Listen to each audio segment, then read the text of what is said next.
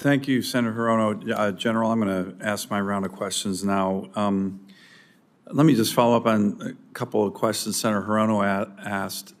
For the going above the 10-ship cap, does that require, is there waiver authority that we can grant that can be granted by someone in DOD, or does that require a change in legislation?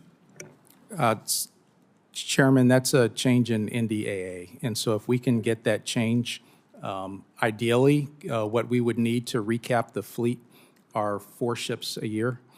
And if they're available on the market, we would pursue that. At a minimum, we would need 2 a year. Okay. And let me ask, on 2 years ago, your predecessor told us that by 2023, 37 of the 50 government-owned surge Sealift ships will approach the end of their service life. Military Sealift Command and the Navy announced in November that it would sideline 17 ships from the MSC to ease the stress of civilian mariners. These ships obviously play a very important role, like oilers, hospital ships, cable layers.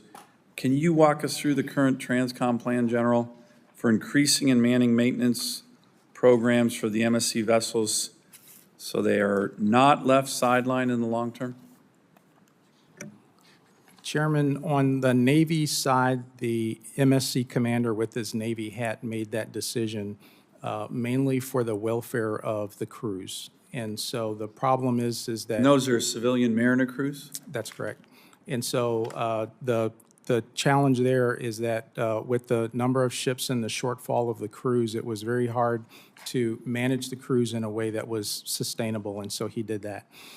Separate from that, for under the Department of Transportation and the Maritime Administration, what we're seeking to do there is for the civilian crews that we have there, these are merchant mariners in the commercial fleet that when called, come to sail with us and support our needs.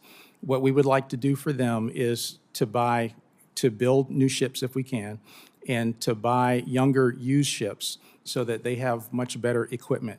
In that same way, when they have the better equipment, then they're more likely to stay with us, and that is our way to make sure that we can sustain that force. Okay, thank you. We've recently seen a number of incidents in the Taiwan Strait and the Baltic Sea whereby undersea cables were damaged or destroyed by ships with connections to Russia and China.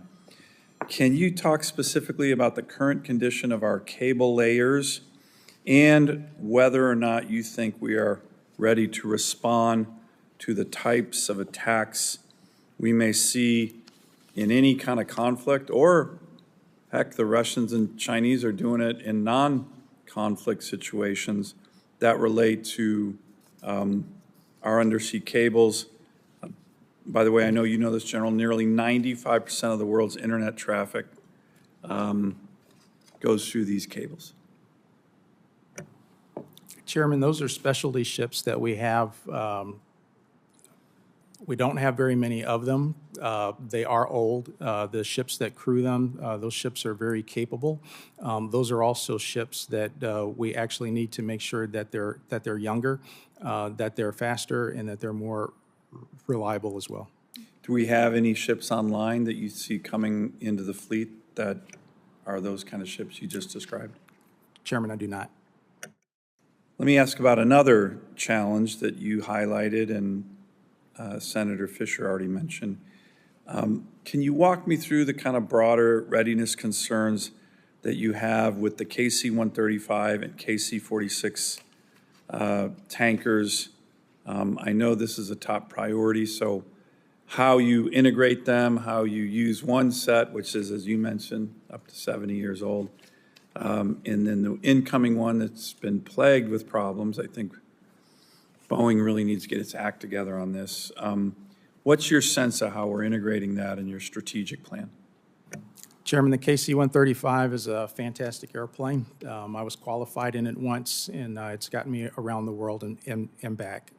It needs to consistently be looked at to improve, to update Over the years, we've increased the electronics in it. Years back, we improved the propulsion systems. But as we go forward, what's the most important for that is that it gets connected to the joint force. Connectivity is king for that aircraft as it goes forward, and if it's not connected, it's not as survivable as it should be. The KC-46 is a great airplane as well. I've had the fortune to fly it. There are some things that the manufacturer needs to fix, but when that airplane works, it works in fine fashion. It is an airplane that I think that they are going to fix. We need to stick with it, and we need to keep going. Great. Thank you, General. Senator Reed.